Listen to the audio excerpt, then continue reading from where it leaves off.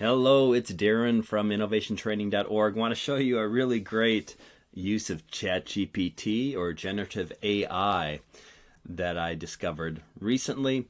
So here's what I did. I recorded a video, just a screen share video. I was talking people through how to use Bing and ChatGPT essentially on Bing. So I recorded a screen share video. And the tool that I use, Loom, maybe you use Loom. This is a really popular tool.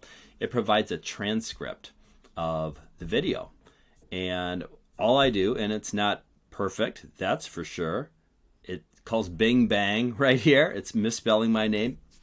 But here's the beautiful thing is it doesn't have to be perfect. So what I'm going to do is I'm going to copy the transcript, hit the copy button.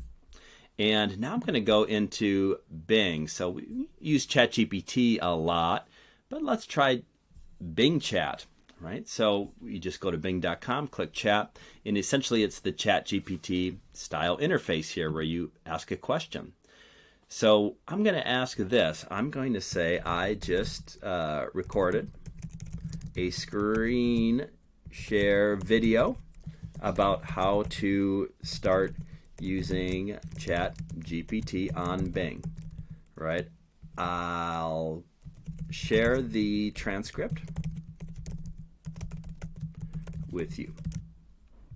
Please act like a copywriting expert for YouTube who is also skilled at SEO and knowing the right search terms for videos.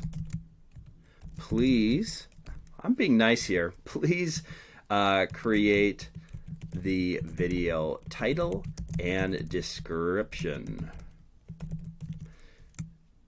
Here is the transcript, right? So that's how I'm prompting it. Act like this. Here's the task. Here's what I want you to create, video title description. So remember, we were here. We saw the transcript of the video. You might have another tool you use that gives you a transcript, maybe Zoom or something like that. I hit copy. I copy the transcript.